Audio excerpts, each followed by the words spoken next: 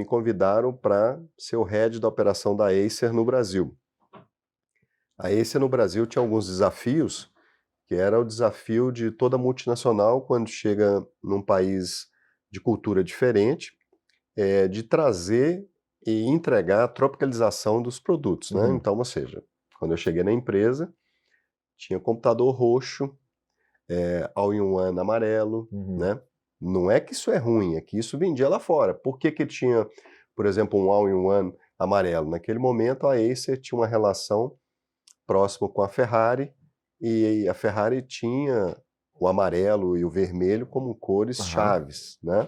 Então isso para a Europa vendia muito bem, mas o brasileiro olhava aquilo ali e falava assim, olha, isso é difícil. Aí tinha uns designs extremamente refinados e tudo, mas com cores que para o mercado brasileiro também não funcionava. E eu cheguei para o pessoal e falei, olha, a gente tem que ajustar tudo que a gente está fazendo. Se vocês querem ter sucesso no Brasil, vocês têm que me dar a liberdade de conseguir ajustar a estratégia do país, né? E o que seria ajustar a estratégia? Conceber produtos que o Igor vai comprar, que eu compraria, que o consumidor compraria, Aham. né? Então a gente começou, primeira coisa, acertar o tamanho das telas, acertar a configuração certa, cores, ponto de venda, posicionamento. Então, assim, a gente fez um 360 muito forte na companhia. Passado esses 2 primeiros anos, né, que foram anos assim bastante desafiadores, ele estava no momento da Copa do Mundo no Brasil e tudo, todo mundo só queria saber de comprar televisão, né, o computador não era a primeira escolha, a empresa começou a dar um turnaround, e a gente começando com um projeto de gaming, né, Tá. computadores para gaming no Brasil, que era algo novo, que todo mundo tinha um console, tinha alguns jogos que executava no computador que não precisava de tanta performance, mas a gente estava nesse caminho de crescer a tecnologia de gaming, que era uma tendência mundial que a Acer estava investindo. A gente foi tocando em paralelo, arrumando a linha do lado de cá e tocando em paralelo o business de gaming. No terceiro ano da companhia, a gente teve um resultado bastante positivo em comparação aos resultados anteriores, e o negócio começou a engrenar também a parte de gaming. Qual que foi o, assim, ter esses produtos voltados para o mercado gamer, eh, precisa também de uma estratégia para a pessoa, para o cara conseguir comprar esse computador, Exato, né? exato. Ele não pode apenas se encantar pelo produto, ele precisa conseguir, ele precisa pelo menos sentir que ele consegue ter aquele Isso, produto ali. isso. E como, porque assim, a estratégia você falou que passou pela Positivo, e eu acho que eles tiveram um grande sucesso quando eles popularizaram, porque eram computadores de entrada, no máximo médio ali, que dava para tu pagar em 10 vezes e tudo mais, né? Não sei como é que funcionava, se tinha algum tipo de parceria para estar nas lojas, ou se como é que funcionava, mas no teu caso com computador gamer, que tem um ticket um pouco mais Com alto, certeza. qual que era a estratégia? A estratégia foi muito interessante, porque o produto que vendia nos Estados Unidos, que era o maior mercado naquele momento de gaming, eu não conseguia vender no Brasil. Então, a gente teve que criar uma estratégia. Preço? Preço. Tá. O preço não atendia, e algumas configurações eu senti que estavam muito elevadas para a necessidade de um público que estava começando. Então, a Uhum. gente criou uma estratégia. Eu vou lançar um computador alto, tipo Triple Cheeseburger, Uhum. mas eu vou vender o Double Cheeseburger aqui, né? Eu não sei se eu tô falando merda, mas aí É, tu me ajuda. Que é o seguinte, esse daqui é é pro o cara aspiracional, desejar, aspiracional. e aí tu, porra, consegue construir uma imagem, uma autoridade com esse bagulho Isso, aqui incrível, e a galera vai e adquire o que ela consegue adquirir. exato. Então a gente lançou um produto extremamente aspiracional, uma Uhum. configuração alta, mas focou no volume que o consumidor tinha condição de adquirir. Aham. A maioria das vendas no início era muito interessante, que a gente acompanhava as vendas, eram na parcela, Igor. Então o cara olhava a parcela, o que cabia ali Uhum. no bolso, o cara ia lá e comprava. E eu gostava de ir no ponto de venda. Eu lembro que uma certa vez a gente foi numa loja da FENAC, Aham. tinha FENAC ainda e tudo, né? E eu estava nessa loja e vi uma pessoa lá pedindo um financiamento, comprando equipamento e tudo. E aí eu me interessei em perguntar, falei, olha, você está investindo aí no primeiro computador e tudo? Tô aí, mas qual que você vai levar? Eu falei, ó, eu vou levar esse aqui. Eu falei, mas por que você vai levar esse? Esse é o máximo que dá para caber a parcela. Uhum. Então, naquele momento, ele estava comprando uma parcela que comprometia 20% do salário dele. Ele era tão aspiracional que ele falou, olha, eu estou disposto a 20% do meu salário pagar a parcela, mas eu quero ter esse Uhum. equipamento de game.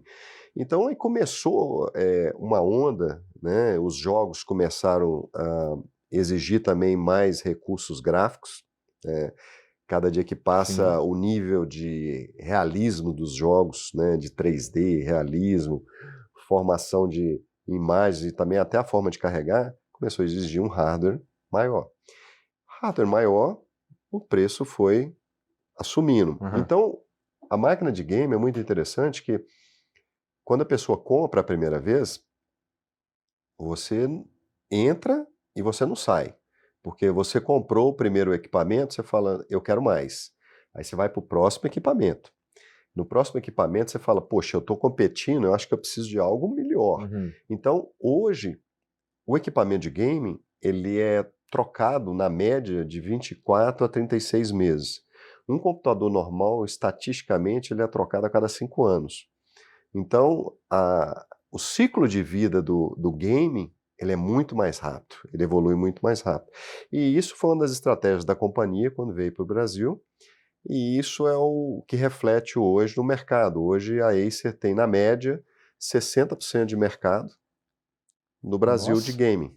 Então, 60% do mercado brasileiro de gaming hoje é Acer, É o produto cara que Acer. ele compra um computador pré-montado. O computador hoje, o volume de vendas hoje está muito no notebook, Tá. né? Existe o desktop hoje, gaming, mas eu vejo que no Brasil vende-se mais notebook gaming do que desktop gaming. Pela seguinte razão, o desktop ele é para um cliente, vamos dizer assim, para um consumidor, que ele quer uma performance diferente, e aí ele tem um problema que ele não tem a mobilidade. Uhum. E hoje é muito comum os amigos se reunirem uns na casa dos outros, cada um levar seu notebook, fazer realmente esses campeonatos, ou essas interações em conjunto. Então a mobilidade é muito importante. Quando você é um hardcore gaming, aí que você precisa de uma máquina mais pesada, aí você tem aquele gabinete Uhum. grande, você tem configurações ali o céu é o limite. É. Né? Ali você pode. Mas a gente focou muito na mobilidade. A gente também tem um desktop, mas o grande lance é a mobilidade e a usabilidade, porque você tem um computador game, mas você pode trabalhar com outras coisas. Agora, o mais legal desse lance do computador gaming é que a gente achava que ia vender para quem é jogador. A gente começou a descobrir um público totalmente diferente. Por exemplo, a gente descobriu um público de arquitetura, É bom, seu equipamento ele tem lá uma placa de vídeo que faz a performance. coisa. É. A gente descobriu um público que faz edição de vídeo, Uhum. né? Que precisa fazer renderização, precisa fazer edição de imagem. Então, assim, às vezes você vai em estúdios hoje, você vê vários equipamentos gaming nosso Uhum. dentro de um estúdio. Cara, eu posso dizer que eu tenho um notebook Acer Gamer que eu comprei em 2018. Ele tem uma 1050 Ti das antigas, Uhum. que a gente já usou bastante aqui para streamar, para fazer live. Olha lá, já tá ali, ó, tá vendo? Olha lá. Esse é dele, E a gente usou um equipamento que era para jogar, que eu comprei para poder de fato jogar quando eu estiver numa viagem ou qualquer coisa assim, eu gosto bastante. Mas ele no fim acabou sendo usado bastante aqui, já salvou a nossa pele aqui algumas vezes. Pois é. Então você vê que realmente essa vertente de gaming é uma vertente que no Brasil cresceu muito forte. É um mercado que, assim, ele todo ano ele cresce duplo dígito, né? Então é um mercado com um potencial enorme. Nossa. E não o outro mercado, que é o mercado tradicional, o notebook tradicional, ele não cresce na mesma velocidade. E nesse trabalho, quando você me perguntou da carreira, da ascensão, de todo esse processo, quando a gente começou a criar todo esse ecossistema no Brasil, de game, colocar sabores diferentes, tropicalizar o produto, dar realmente características que o consumidor valoriza no mercado, a operação teve um desempenho muito bom. Aí me convidaram para ir para a América Latina. Entendi. Aí, quando me convidaram para ir para a América Latina, eu falei, nossa, imagina, um brasileiro aqui indo para o México, indo para esses outros países aqui, eu estou acostumado a montar computador, criar estratégia para o Brasil, né? Como é que a gente vai fazer isso? Eu dei uma pensada, falei, bom, gosto do desafio. Já peguei o desafio do Brasil, então agora... Gosto do desafio e gosto do incremento salarial. Também, né? Eu falei, também. Né? Eu falei assim, vamos... Mas é uma posição de responsa pra caramba, porque tu vai precisar entender todos os mercados. A cultura que é o mais desafiador, é a cultura, a língua, às vezes, né? Mas, no final das contas, o produto segue a mesma estratégia, né? Você criar o produto certo, para o mercado certo, para o canal correto, né? Então, eu assumi inicialmente a maioria dos países da América Latina, com exceção do México. Então, fiquei no Brasil, mas já trabalhava para a América Latina. Aí, quando foi no final de 17, meu chefe falou, olha, a sua posição no Brasil acabou. Eu falei, não, fui demitido, né? Acabou a minha posição. Ele falou, não, agora você tem que vir para os Estados Unidos, porque você vai também tomar conta do México, que é o segundo maior mercado depois do Brasil. Então, mudei para os Estados Unidos com a família em 2018 e comecei a estar mais próximo ali desses outros países, mas sempre tendo um carinho, um foco muito grande no Brasil, né? Que, querendo ou não, a maioria das nossas vendas na América Latina, hoje o Brasil é o número 1, realmente ele chega a ser aí 60% a mais do que o México, né? Entendi. Então tem um desempenho muito bom. Tem o Brasil perto dos outros países, tem a economia e o consumo de equipamentos no Brasil realmente é muito forte. Bom, tem também o fato de que tem mais gente no Brasil do que no México, né? Sim, a população é maior e o poder aquisitivo do Brasil é melhor. O poder aquisitivo do Brasil é melhor. E tem muita diferença cultural, assim, entre Brasil e México, por exemplo, no que tem a ver com desenvolver os produtos, porque quando você chega no México, você usa como base o que estava acontecendo nos Estados Unidos ou usa como base o que está acontecendo no Brasil para fazer virar lá? Então, o México é muito daquela história que o consumidor lá tem um poder aquisitivo, como eu já te falei, menor do que o poder aquisitivo do brasileiro. Então, o mix de produto é diferente, porque o mix de produto no Brasil já subiu bastante. Ou seja, o Brasil hoje consome menos equipamentos de entrada do que consumia no passado. Porque no passado os equipamentos de entrada representavam mais de 30%, 40%. Hoje representa muito menos. E no México, esses equipamentos de entrada têm uma representatividade grande. Então você tem que criar soluções para atender esse público também, porque você fala, olha, não quero atender esse equipamento, só quero atender o high-end. Então você fica com a camada ou com a fatia de mercado muito restrita.